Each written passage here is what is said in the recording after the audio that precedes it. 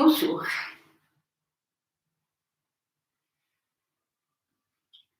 Donc, samedi dernier, on a commencé à réfléchir sur la parole juste et on a vu qu'il y avait des cas assez clairs où si c'était par exemple une parole désobligeante et fausse ou pas vérifiée, il était bon de se taire, que dans d'autres cas, si c'était une parole aimable et vraie, il était bon de la dire.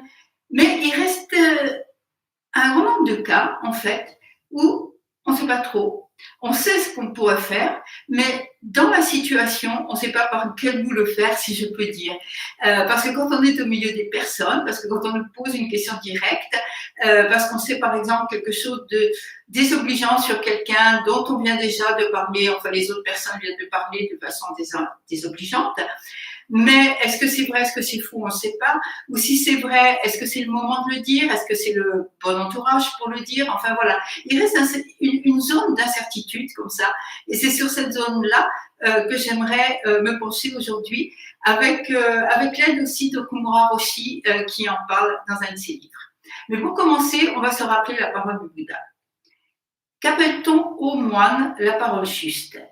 C'est éviter de dire des mensonges, éviter de calomnier, éviter de parler de façon haineuse ou injurieuse, éviter les paroles frivoles ou le bavardage futile. Moine, éviter ces 4 façons négatives de parler est appelé la parole juste. Donc, on comprend bien le principe, on voit bien pourquoi il ne faut pas de paroles injurieuses, etc.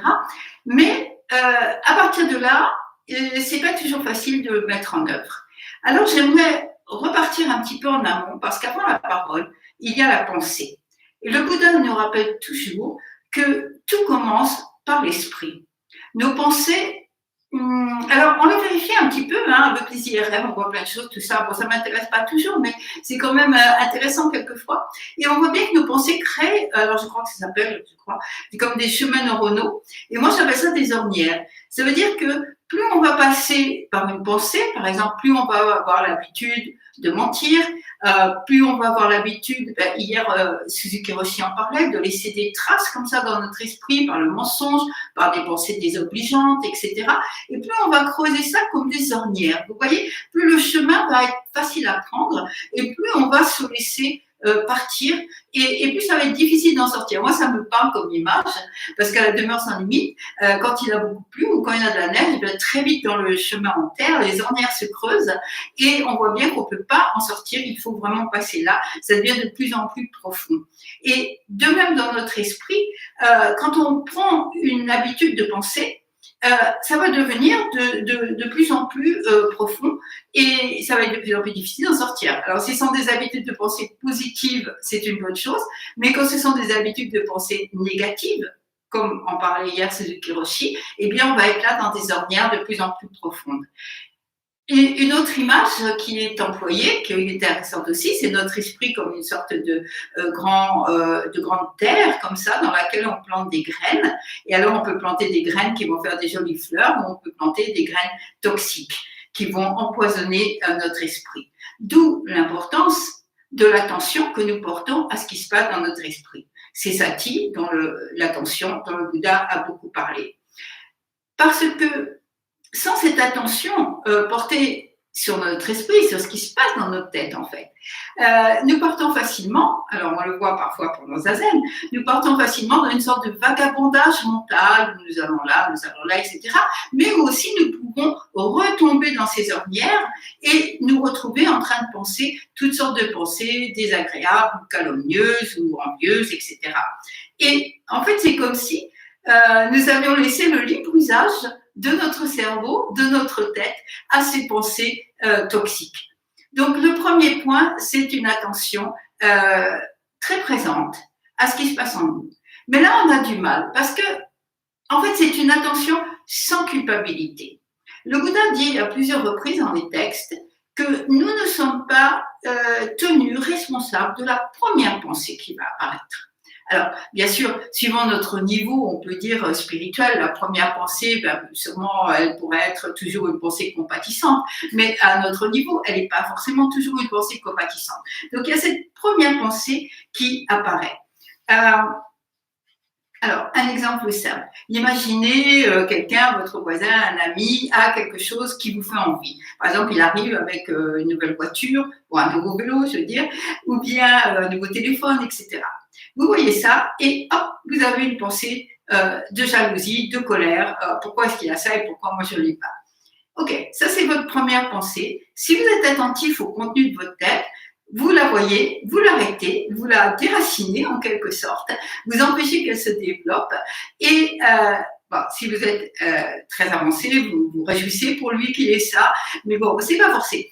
Ça serait bien, mais si vous pouvez pas faire plus, déjà, vous enlevez cette première pensée. Parce que si vous n'avez pas prêté attention à cette pensée, elle va se développer avec plus de colère, avec plus de jalousie. Et peut-être, bon, j'exagère, hein, je prends des exemples simples pour expliquer rapidement.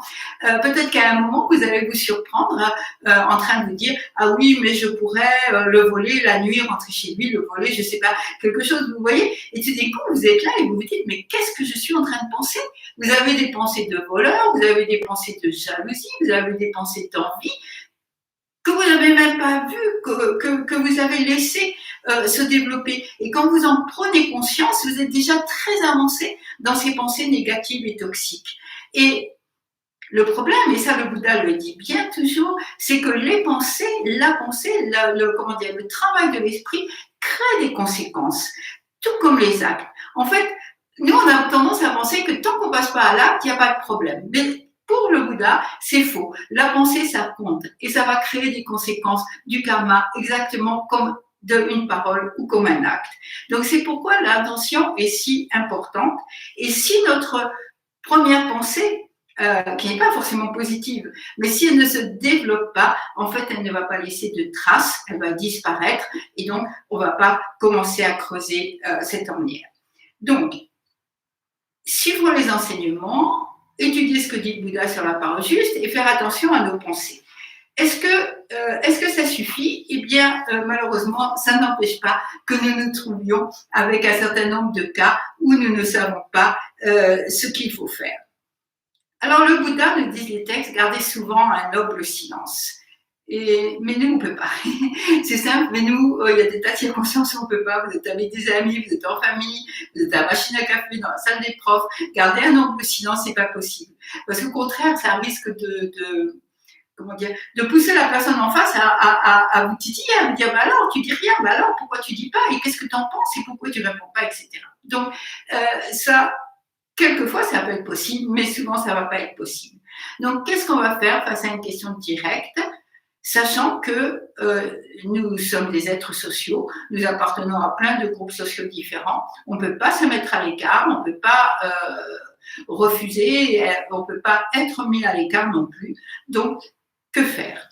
C'est là qu'Okumura Roshi parle d'un aspect de ce problème. Au niveau des préceptes, il parle de préceptes découlant de la parole juste, le premier qui dit « ne pas parler des erreurs des autres ». Et il continue, pardon. Ce précepte, comme tous les autres préceptes, est un koan. Alors, il prend l'exemple de la sangha. Il y a un ou une responsable de la sangha qui agit mal, qui provoque de la souffrance, des troubles dans la sangha, et vous le savez, vous l'avez vérifié, vous savez que c'est vrai. Alors que faire? Si vous vous taisez, vous laissez une situation porteuse de souffrance et de problèmes se développer. Si vous parlez, votre parole elle-même va être porteuse de problèmes et de souffrances. Alors, Okumura Roshi cite le Bon Mokyo, le sutra du filet de Brahma.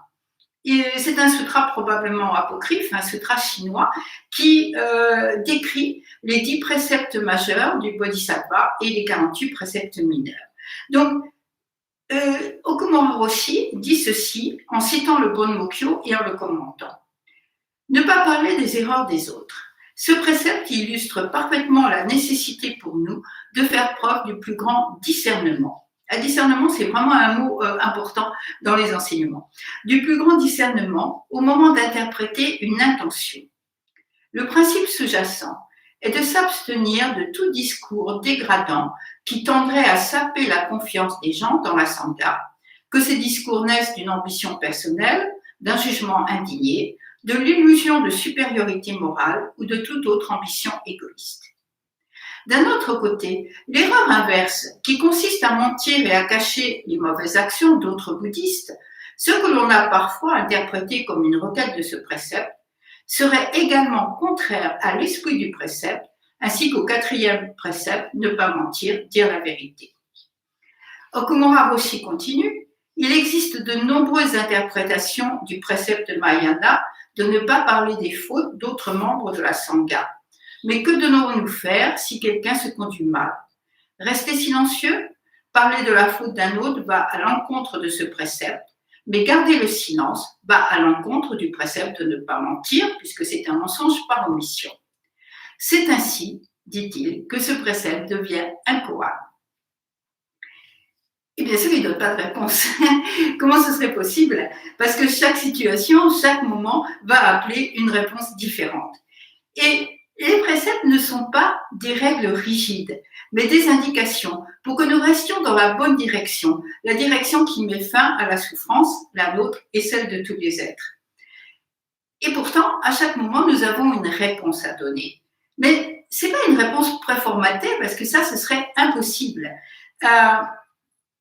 Dans la vie, il y a la diversité, il y a l'inattendu, il y a les surprises, parce que cette vie, elle est vivante, elle est neuve à chaque instant, et une façon qu'on aurait utilisée, une stratégie qu'on aurait utilisée une semaine avant ou même 10 minutes avant, eh bien, ne va pas marcher dans le moment présent, parce qu'en fait, je dois trouver la réponse de ce moment. Et ce qui est paradoxal et intéressant et amusant, c'est que je ne peux m'appuyer sur rien, sauf justement sur ces préceptes qui ne me disent pas comment faire. Donc, quand je dis les préceptes ne sont pas des règles rigides, ça ne veut pas dire que j'ai la latitude de les interpréter à mon gré. De me dire, oui, il ne faut pas mentir, mais dans ce cas-là, je peux un peu étirer le précepte et puis mentir. Parce que la question, c'est sur quoi est-ce que je vais m'appuyer pour décider que là, je peux transgresser un peu, que là, je peux transgresser beaucoup, le précepte de dire la vérité, le précepte de ne pas parler des erreurs des autres, etc. En fait, sur quoi est-ce que je vais m'appuyer à ce moment-là? Eh bien, je vais m'appuyer sur moi, le moi vraiment, c'est-à-dire ma perception de la situation, mon état d'esprit vis-à-vis de la situation, vis-à-vis de la personne dont on parle, etc. Je vais m'appuyer sur mes désirs, c'est-à-dire que je vais avoir une vue limitée des choses. Et c'est là, je reprends le fil, c'est là que les chemins tracés dans notre esprit vont apparaître. Parce que si on a tracé un chemin avec des paroles agréables, si on a tracé un chemin plein de compassion, eh bien, ce qui va venir de nous comme ça spontanément en réponse, eh bien, ça va être quelque chose d'agréable et plein de compassion. Mais si on a tracé des ornières de plus en plus profondes de désobligeance, de paroles rancunières, de colère, etc., eh bien, ce qui va sortir de nous, ça va être ça. D'où l'importance de ce que je construis en quelque sorte, de ces chemins que je trace. Le reste du temps, ça va être un itinéraire en fait qui va nous amener là. Ou bien pour reprendre l'autre image de la graine, ce qui va fleurir à ce moment-là, ça sera des jolies fleurs ou bien ça sera des herbes empoisonnées. Alors, je n'ai pas de réponse non plus, pas plus que Okumura Roshi, et heureusement, parce que moi j'ai à répondre de moi, de ma vie, de mes actes. Je dois prendre responsabilité de ma vie et c'est moi qui dois répondre. Et oui, c'est un koan du quotidien, un koan qui est à chaque fois neuf et à chaque fois vivant. Et voilà comment conclut Okumura Roshi. Les préceptes bouddhistes ne sont pas une règle du jeu qu'il faut suivre si vous voulez parvenir à être un bon bouddhiste. Comme je l'ai dit, le précepte est un koan, une question qui se pose à nous et dont la réponse apparaît à travers nos vies, à travers notre activité. Pour faire cela, nous devons être créatifs et flexibles. Et il termine en disant « Nos vies ne deviennent pas plus faciles quand nous avons reçu les préceptes. En fait, ça les rend plus difficiles. » Voilà.